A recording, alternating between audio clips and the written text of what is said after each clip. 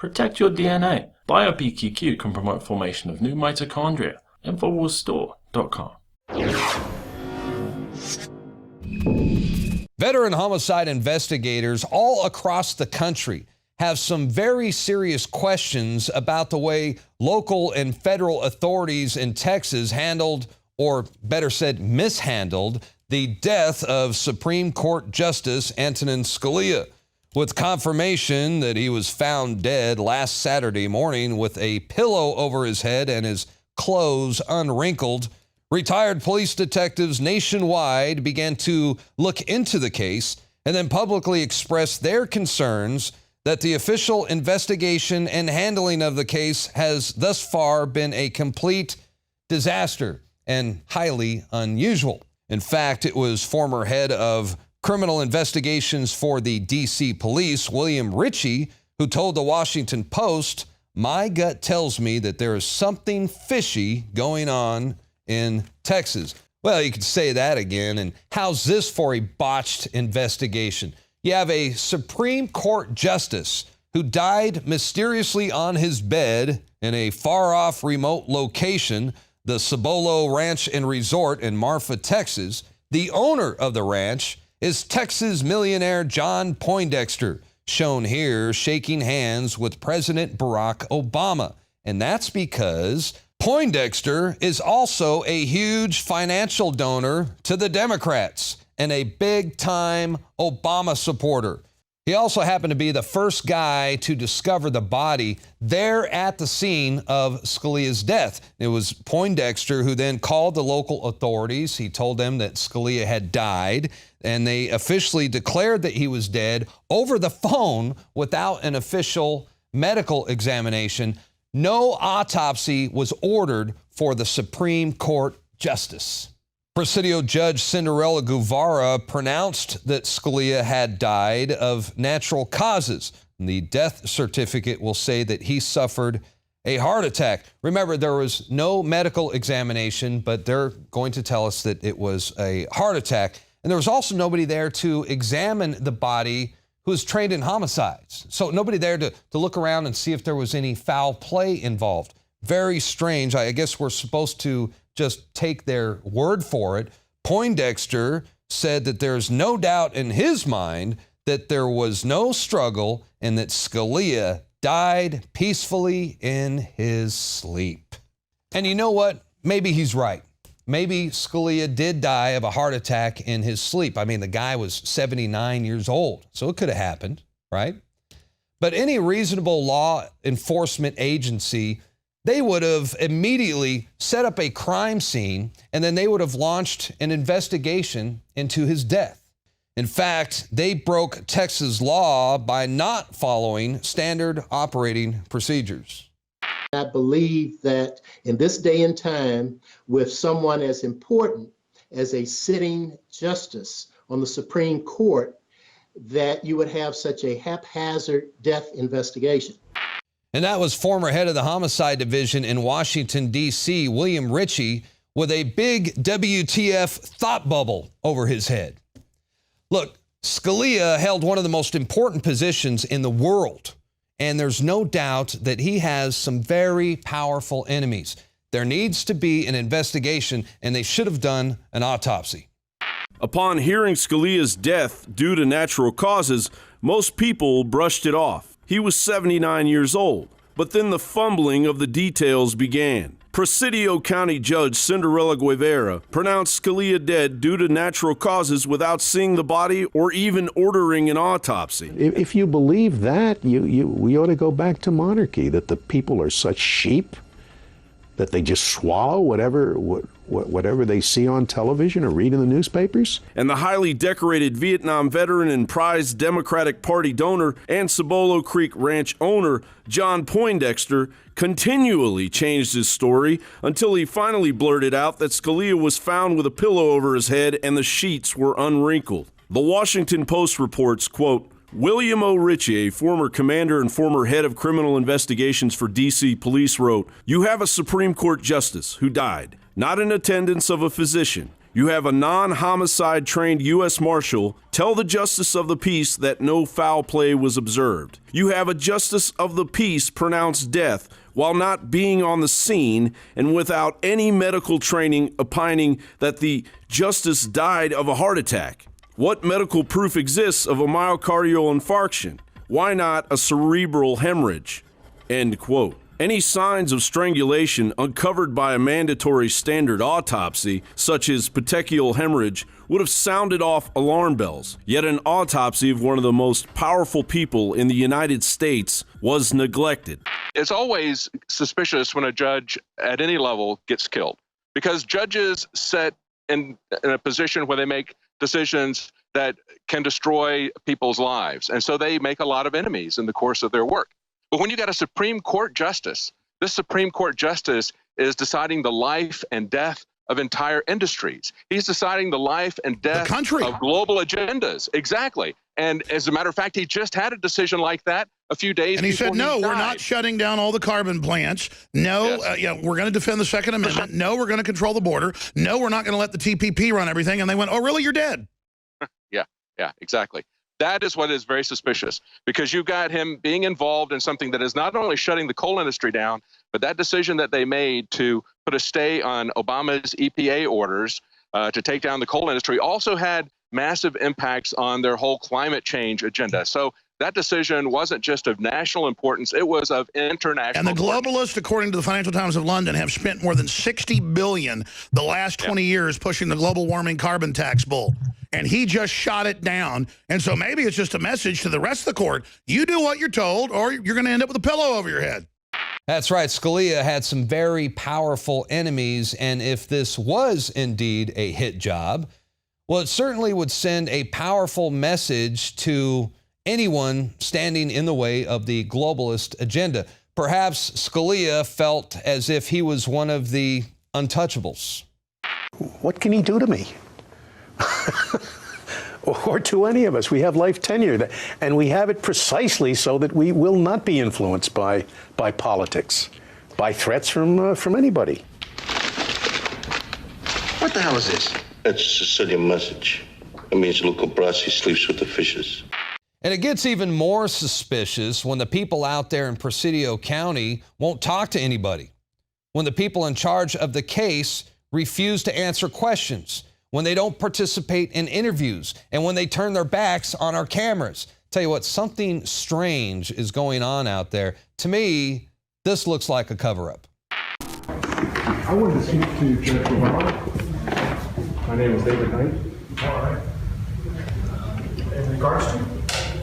I just had a quick question. Are you with the Sheriff's Office? No, I'm the same kind of counsel. Oh, okay. Hi, Judge. Hello. I had a quick question. We're with the press. My name is David Knight.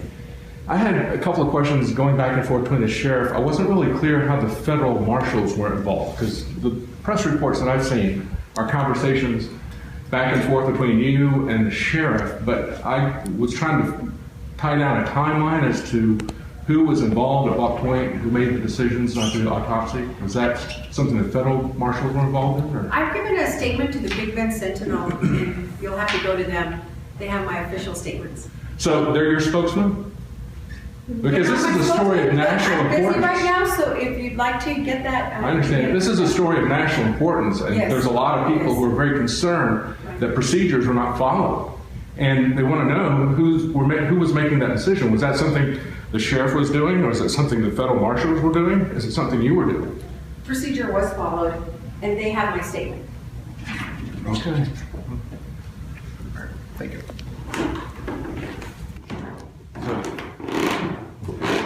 Here you see, she doesn't want to talk about what's happened here, and we understand why. This is usual procedure. You've got a judge who, over the phone, pronounces the Supreme Court justice dead. We don't need to see anything. It's all done.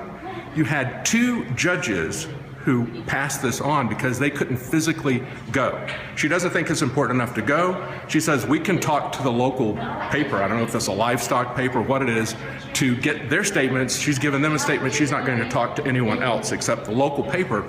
I wonder what their relationship is, but she doesn't have a relationship with us. She doesn't want us to ask her any questions. That's what this is all about. Meanwhile, Infowars reporter Joe Biggs, also on the scene investigating all this, well, he talked to a former deputy from the area, and he says that the way local authorities handled the Scalia case was very irregular. So why do you think this the ball was dropped, so to say, in dealing with Justice Scalia? You know, there was a body in a room at the Cebolla Creek Ranch. No one was there when this happened, from what we've been told. Someone walks in, they see this guy laying there with a pillow over his face, over his head, however you want to put it. And the sheriff initially comes in, they call a few judges, no one can make it out. They contact the judge here, and she does an over-the-phone thing. Now, what would have you done differently? Again, I would have quarantined the area, started gathering the bed sheets, the pillows, everything that was there as evidence to get sent off to the labs for testing. And I would have requested the judge to give me an autopsy. See, so this is the situation we have. You have a case where an illegal alien comes across the border. It's mandatory standard operating procedure for them to cordon off that area, gather evidence, submit that evidence, and then get a request or contact and try to get an autopsy done. And then we have this man, Antonin Scalia, who is a Supreme Court justice who was found dead at a ranch known to hold celebrities, and this is not done. This is extremely irregular. Yes, I would have to say it is very irregular. And one thing you can always count on in a situation like this, especially if there is indeed a cover-up, and that is full cooperation and assistance from the mainstream media. Ever since we got details of Scalia's death and started asking common sense questions, well, it didn't take long for the establishment media to go into full attack mode, and they started killing the messenger, so to speak. And of course, they are calling us the C word again, conspiracy theorist.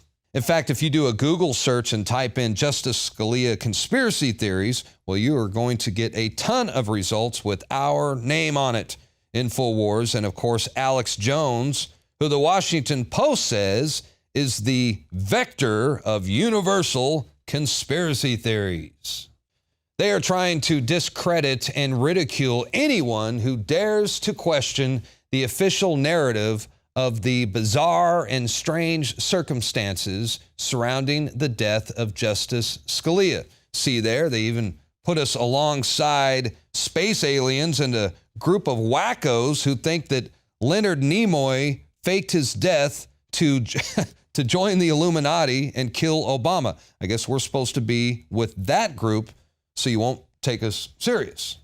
It is guilt by association. And I know you're not going to fall for it. For the most part, I'm preaching to the choir here. Our audience is very intelligent and wide awake. But unfortunately, there are still lots of people out there who are gullible enough to believe in these hit pieces. I guess you could say they are very naive. My father's no different than any other powerful man. Any man who's responsible for other people. Like a senator or a president. You know how naive you sound. Why? Senators and presidents don't have men killed. Oh. Who's being naive, Kay?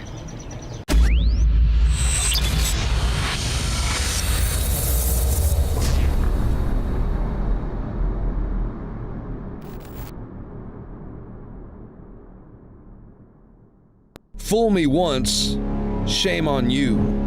Fool me twice, shame on me. Vote for Jeb, or you're just fucking stupid. Fool me, we can't get fooled again.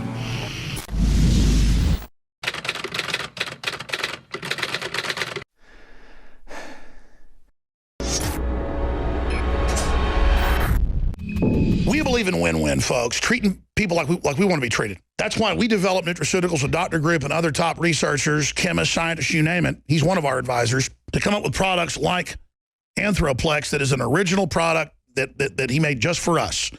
And this is a base system to make super male or super female vitality work even better. It is natural. It just helps get your body pumping and going in the way you need to be going.